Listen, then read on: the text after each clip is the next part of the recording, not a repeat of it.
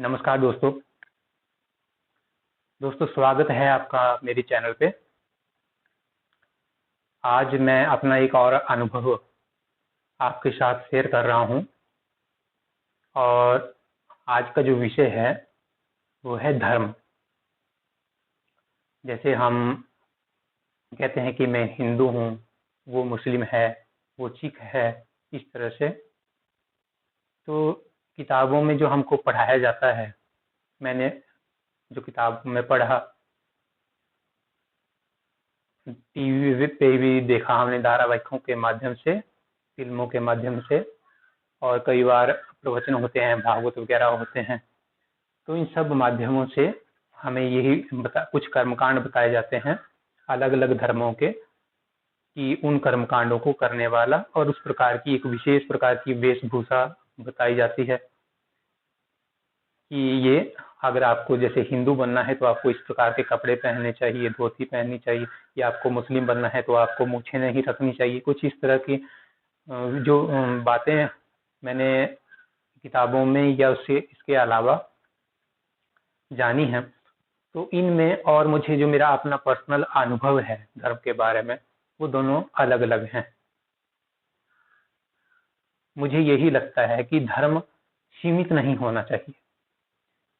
जहाँ कहीं भी धर्म और अधर्म की चर्चा मैंने होते हुए देखी है, तो अक्सर अच्छी बात को ही धर्म कहा जाता है। कि कुछ भी अच्छा अगर हम करते हैं तो ये कहा जाता है कि ये अच्छी बात है, ये धर्म है, ये हमारा धर्म है। और कुछ भी गलत हो तो उसको अधर्म कहा जाता है।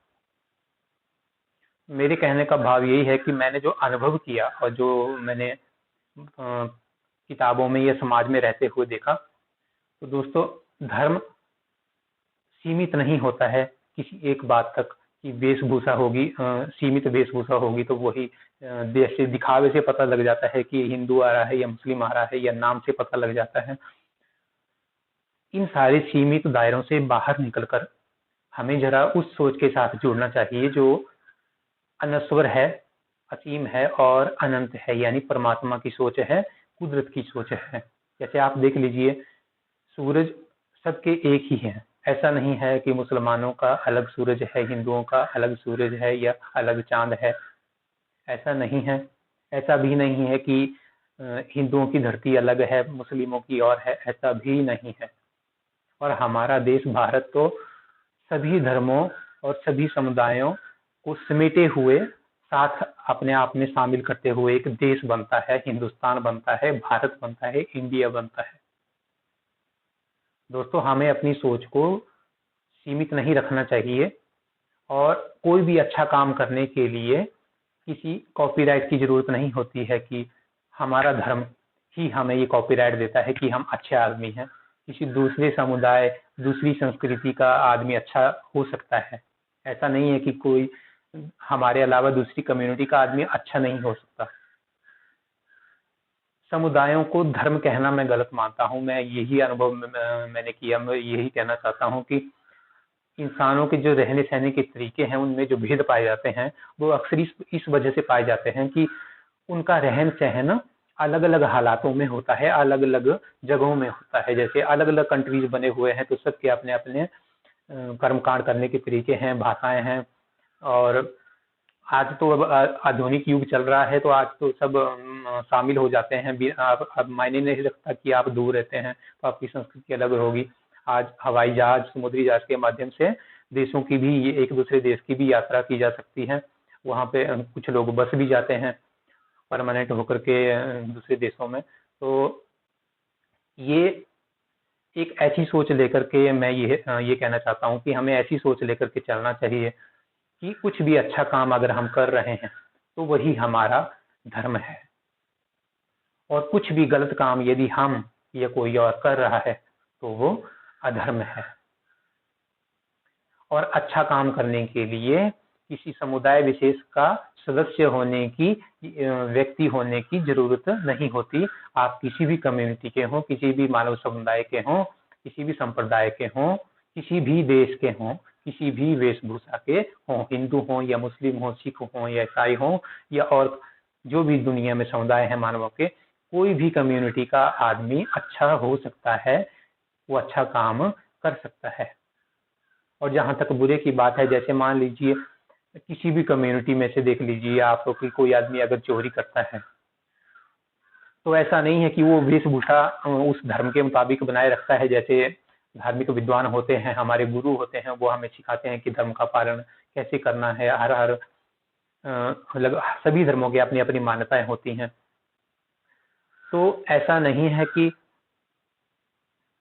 चोरी करने वाले चाहे किसी भी समुदाय का हो, उसे गलत ही माना जाता है, उसे अधर्मी कहा जाता है। ऐसा नहीं है कि हिंदू होगा तो चोरी करने पर भी हिंदू ही कहलाएगा या अच्छा कहलाएगा। दोस्तों, धर्म का सच्चा भक्त वही होता है, सच्चा पालन करने वाला वही होता है जो अच्छा होता है, फिर चाहे वो किसी भी प्रकार का हो, उसका वेशभूषा, उसका पहनावा, उसका सांस्कृतिक रहन सहन का ढंग चाहे अलग ही हो। हम सबको सारी इंसानियत जो हमारी है, हमारे दूसरे देशों के लोग भी हैं चाहे हमारे देश के लोग हैं, हम सब एक इंसानियत के समुदाय के लोग हैं और हम जानवरों, कीट पतंगों, पशु पक्षियों से भी प्यार करते हैं। तो इसका ऐसा इसलिए है क्योंकि हम अपनी सोच को सीमित नहीं रखते। धर्म के नाम पे लोगों को बांटा नहीं जाना चाहिए और सभी व्यक्तियों को अच्छा काम करने के बराबर अवसर प्रशासनिक रूप से भी मिलने चाहिए। सरकारों, हमारे समाज को, जनता को भी और जनता के प्रतिनिधियों को भी इस बात के लिए कोशिशें करनी चाहिए कि हमारी जो राष्ट्रीय एकता है और हमारी जो सांप्रदायिक एकता है वो बरकरार रहे और जो हमारा मानव समुदाय है, पूरी दुनिया एक परिवार की तरह है, हम इसे परिवार की तरह माने और सबका बराबर सम्मान करें और अच्छा काम करने को ही धर्म माने। चाहे गलत काम चाहे किसी भी कम्युनिटी का आदमी करे, उस आदमी को उस कम्युनिटी से नहीं जोड़ना चाहिए, उसे अलग रखा जाना चाहिए, उस कम्युनिटी से बाहर माना जाना चाहिए। जैसे कई बार मुस्लिम भाई भी कहते हैं, हमारे मुस्लिम भाई बहन कहते हैं कि जो आतंकवादी है उसे हम मुस्लिम मानते ही नहीं मानते हैं मुस्लिम्स को, वो खुद बोलते हैं। तो यही मैं कहना चाहता हूँ कि अच्छी सोच लेके चलें, किसी भी गलत बात को धर्म से ना जोड़ें और किसी भी अच्छी बात को धर्म से परे ना समझें। धर्म असीम है, ईश्वर की ही तरह धर्म असीम होता है, अनंत होता है और सदैव बरकरार रहता है, सदा से था, सदा से है और सदा रहेगा। तो हमें अपनी सोच परमात्मा के साथ लगानी चाहिए। सूरज कभी किसी को अलग अलग प्रकार से धूप नहीं देते कि मुस्लिमों का सूरज अलग है, हिंदुओं का सूरज अलग है, ऐसा नहीं है। धरती भी हमारी एक है, सूरज भी हमारा एक है, चांद भी हमारा एक है और इंसानियत भी हमारी एक है। तो हमें एक होके रहना चाहिए, अच्छे काम करने चाहिए, धर्म और अधर्म की परिभाषाओं में कंफ्यूज नहीं होना चाहिए, उलझना नहीं चाहिए। कई बार कट्टरपंथ के लोग हमें उलझाने की कोशिशें करते हैं या वो खुद उलझे हुए होते हैं। ये भी होता है कि जो आपको धर्म की परिभाषा कोई धार्मिक विद्वान अगर दे रहा है तो कई बार वो खुद भी उलझे हुए होते हैं और जिसको उनका कट्टरपंथ भी कहा जाता है। दोस्तों, अंधे होकर के किसी बात को धर्म ना कहें, आंखें खोल के रखें, किसी भी व्यक्ति के चरित्र को परखें। अगर किसी का चरित्र अच्छा है तो वही आदमी सच्चा धार्मिक आदमी है। बाकी इस वीडियो में तो अभी इतना ही।